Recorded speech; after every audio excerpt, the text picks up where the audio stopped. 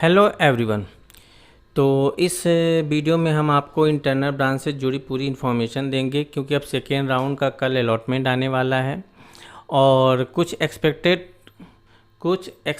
Cut off भी team ने analysis किया है, तो वो भी आपके सामने डिस्कस करेंगे। क्योंकि जैसा कि हमने पहले भी बता रखा है कि सेकेंड राउंड के बाद सिर्फ सीएलसी बची है, तो सीएलसी राउंड के लिए हमारी टीम एनालिसिस कर रही है और उसके लिए वीडियो आने वाला है। जिस तरीके से फर्स्ट राउंड और अपग्रेड राउंड के लिए एग्जैक्ट कट ऑफ जो रिलीज की थी वो इस राउंड में नहीं की है, क्योंकि करने का कोई मतलब भी नहीं था उतना। सेल्सी में इस बार काफ़ी कुछ बेनिफिट हो सकता है, तो उसके लिए कमिंग वीडियो के लिए आपको क्या करना है, सबसे पहले चैनल को सब्सक्राइब कर लेना है और वीडियो को लाइक कर दिया करिए, जिससे कि क्या हुआ करे कि रिकमेंडेशन में भी यूट्यूब रिकमेंड करके भी वीडियो को सजेस्ट करे। क्योंकि बहुत सारे स्टूडेंटों का क्वेश्चंस होता है, क्वेरी होती है कि सर आपका वीडियो हमें पहले क्यों नहीं मिला, है ना। तो फिर चलिए फिर वीडियो को शुरू करते हैं। तो जैसा कि आप स्क्रीन पे देख पा रहे हैं, URX फीमेल, SCX मेल और SCX फीमेल, तो इनका जो एक्सपेक्टेड कट ऑफ है वो आपको स्क्रीन के सामने है। तो जो प्रीवियस वीडियो में हमारी टीम ने जो कट ऑफ प्रिडिक्ट किया था वो ज़्यादा श्योरिटी के साथ नहीं है, क्योंकि हमने सेकेंड राउंड का एग्जैक्ट एनालिसिस नहीं किया है। लेकिन ये जो कट ऑफ है SITS इंदौर CSE का, इसकी श्योरिटी है कि 100% मैच करेगा, है ना। तो दूसरा URX मेल का भी दिखा देते हैं। तो इस URX मेल का जो है या तो ये होगा या तो ये होगा। एक्चुअली एक सीट का थोड़ा सा इधर उधर हो रहा है, थोड़ा सा कन्फ्यूजन हो रहा था, इसलिए टीम ने दोनों कट ऑफ दिखा दिया है। तो इन दोनों में से एक 100% श्योर है, होना ही होना है। तो चलिए फिर इंटरनल ब्रांच चेंजिंग के रिगार्डिंग इन्फॉर्मेशन दे देते हैं। देखो, सबसे पहला क्वेश्चन ये है कि इंटरनल ब्रांच चेंज कब से स्टार्ट होगा। तो वो स्टार्ट होगा 5 सितंबर से।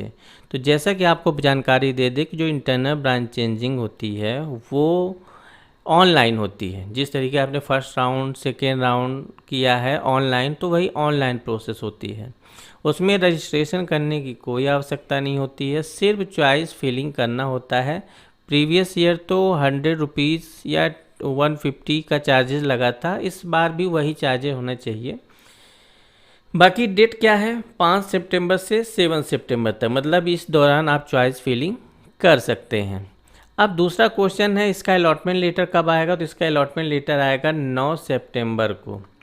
अब तीसरा क्वेश्चन ये होता है कि क्या जिस तरीके से फर्स्ट राउंड या अपग्रेड राउंड में जब अलॉटमेंट हुआ तो हमको एडमिट करने के लिए कॉलेज जाना पड़ा, फिजिकली कॉलेज रिपोर्टिंग करने के लिए जाना पड़ा था, तो क्या इंटरनल ब्रांच चेंजिंग में भी जाना पड़ेगा।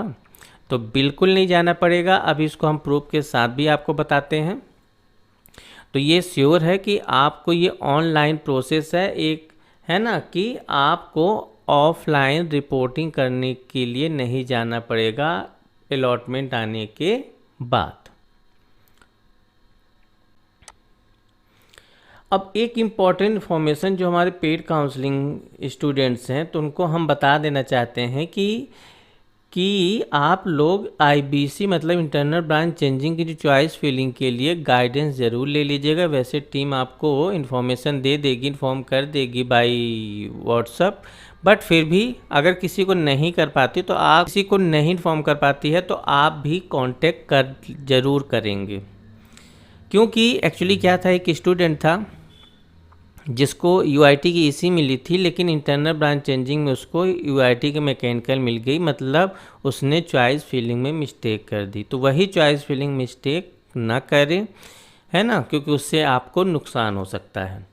तो चलिए इस स्टूडेंट का मैं दिखा देता हूँ। ये प्रीवियस ईयर के स्टूडेंट्स हैं, है ना। इनको आप देख लीजिए, फर्स्ट राउंड में क्या अलॉट हुआ था, इलेक्ट्रिकल इंजीनियरिंग, फिर क्या हुआ अपग्रेड में इलेक्ट्रॉनिक्स एंड कम्युनिकेशन EC, और फिर इंटरनल ब्रांच चेंजिंग में इनको क्या अलॉट हुआ, IT।